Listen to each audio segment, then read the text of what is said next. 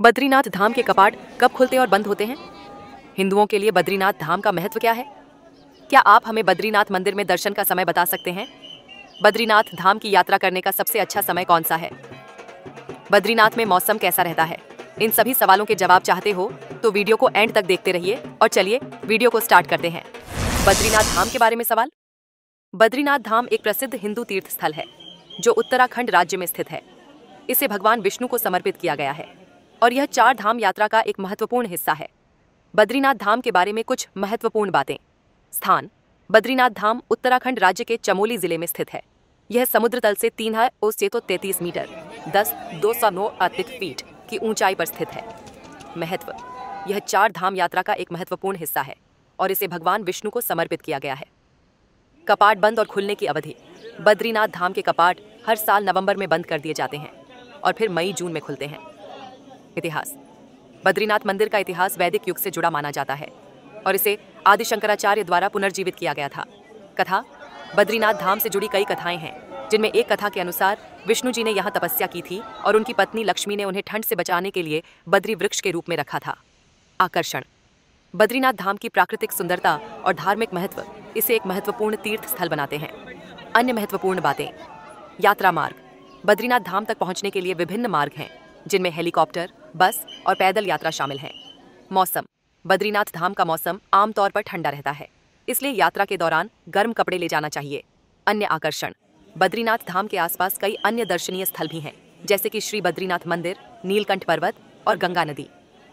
स्थानीय संस्कृति: बद्रीनाथ धाम में गढ़वाली संस्कृति की झलक देखी जा सकती है जिसमें स्थानीय भोजन, संगीत और नृत्य शामिल हैं। बद्रीनाथ धाम की कहानी में यह माना जाता है कि यह स्थान पहले भगवान शिव का निवास था जिसे बाद में भगवान विष्णु ने प्राप्त कर लिया। पौराणिक कथाओं के अनुसार भगवान विष्णु ने बद्रीनाथ में तपस्या की थी और उनकी पत्नी देवी लक्ष्मी ने उन्हें बेर के पेड़ बद्री वृक्ष के रूप में संरक्षित किया था। इसी कारण से इस स्थान का नाम बद्रीनाथ पड़ा। बद्रीनाथ धाम की कहानी: शिव का निवास: पहले बद्रीनाथ भगवान शिव का निवास था, लेकिन भगवान विष्णु ने इसे प्राप्त करने के लिए एक युक्ति का सहारा लिया: विष्णु की तपस्या। भगवान विष्णु ने बद्रीनाथ में तपस्या की और उनकी पत्नी देवी लक्ष्मी ने उन्हें बेर के पेड़ के रूप में संरक्षित किया। बद्रीनाथ का नाम देवी लक्ष्मी के त्याग और प्रेम से प्रसन्न होकर भगवान विष्णु ने इस स्थान का नाम बद्रीनाथ रखा। शंकराचार्य का योगदान: तीर्थ शंकराचार्य ने 8वीं शताब्दी में इस मंदिर की स्थापना की थी और उन्होंने बद्रीनाथ की मूर्ति को नारद कुंड से निकाला था। 4 धामों में से एक बद्रीनाथ 4 धामों बद्रीनाथ, केदारनाथ, गंगोत्री और यमुनोत्री में से एक है। बद्रीनाथ धाम ऐसा धार्मिक स्थल है जहां नर और नारायण दोनों मिलते हैं। धर्मशास्त्रों की मान्यता के अनुसार इसे विशालपुरी भी कहा जाता है और बद्रीनाथ धाम में श्री विष्णु की पूजा होती है, इसीलिए इसे विष्णु धाम भी कहा जाता है।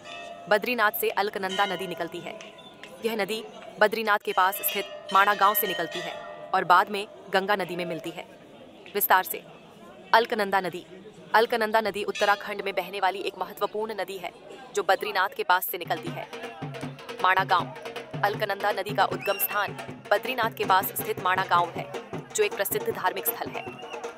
गंगा नदी: अलकनंदा नदी बाद में गंगा नदी में मिलकर गंगा नदी का निर्माण करती है। धार्मिक महत्व: बद्रीनाथ अलकनंदा नदी के तट पर स्थित है जो हिंदुओं का एक महत्वपूर्ण तीर्थ स्थल है। अन्य नदियाँ: बद्रीनाथ के आसपास सरस्वती नदी भी बहती है जो माणा गांव से निकलती है।